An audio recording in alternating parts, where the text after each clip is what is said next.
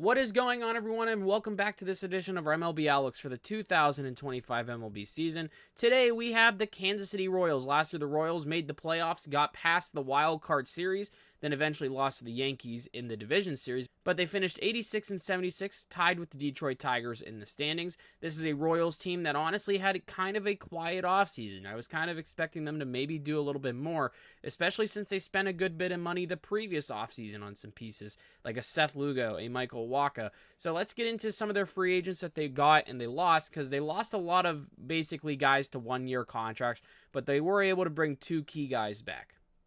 So going down here, they were able to re-sign Michael Wacha on a 3-year, $51 million deal. They lost out on Paul DeJong, who they traded for 1 year, $1 million to the Nationals. They brought back Michael Lorenzen 1 year, $7 million.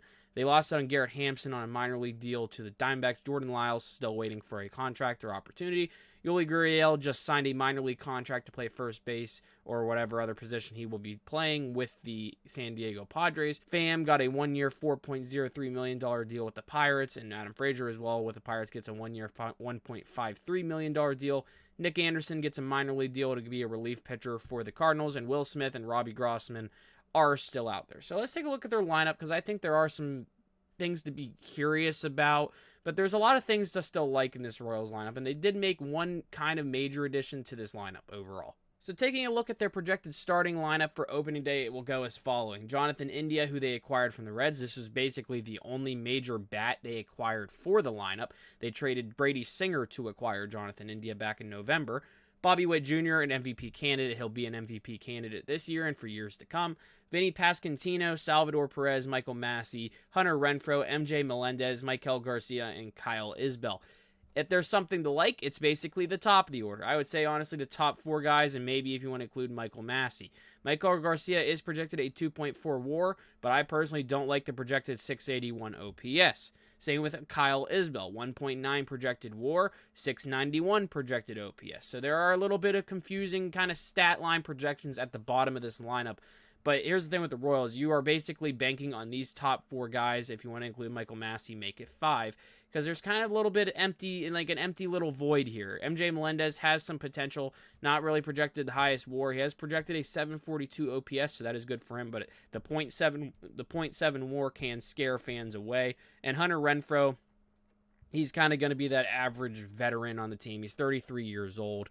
0.5 projected WAR, 98 WRC, and 715 projected OPS. He's also projected to strike out 21.2% of the time. So this bottom of the lineup does have some strikeout concerns, especially like MJ Melendez. 24.7% of the time he's projected to strike out, 20% for a Kyle Isbell, 17% for a Maikel Garcia. So this bottom of the order might struggle a little bit. I know Salvador Perez is projected the highest strikeout percentage of 22%, but here's the thing with Salvador Perez.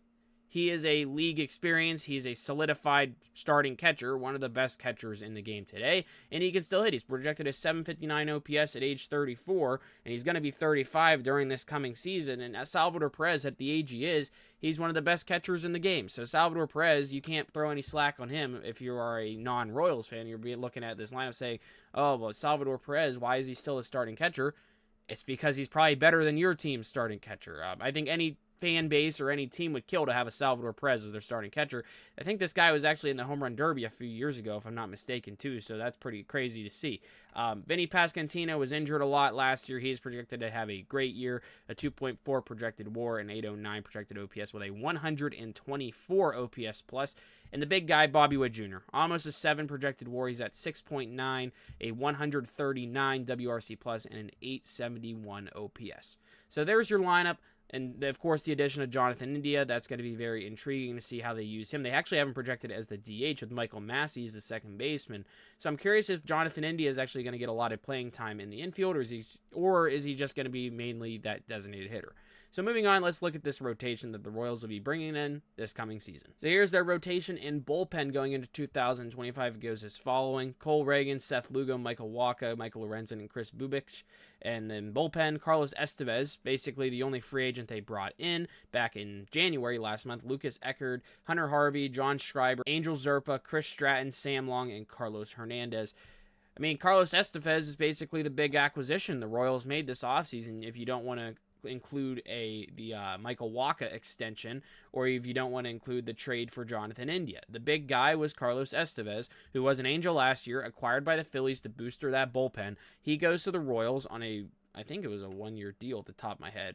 Well, he goes to the Royals for a solid amount of money, and he's projected a .7 WAR, 387 ERA, 21 saves. If there's one thing I'm not excited about with the Royals, it might be this bullpen. I know that's been a common thing for these videos, is not really being intrigued by the bullpen, but there's still some names out there that are available for bullpens that these types of teams, like the Royals, like the Diamondbacks, these types of teams that we brought up in past videos, the Astros, they could have brought in these guys to maybe add someone who's projected to have a very solid year or a veteran presence, because no one in this bullpen, even Carlos Estevez, is projected a WAR of at least 1 or higher. The highest projected WAR in this bullpen is Lucas Eckert, a .9 WAR, 346 ERA. He is projected to have the best year out of any of these pitchers.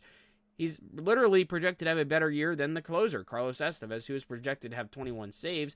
But look at the innings pitched. They have Lucas Eckert sharing that wealth and pitching more innings and having slightly higher walks per 9, but more strikeouts per 9.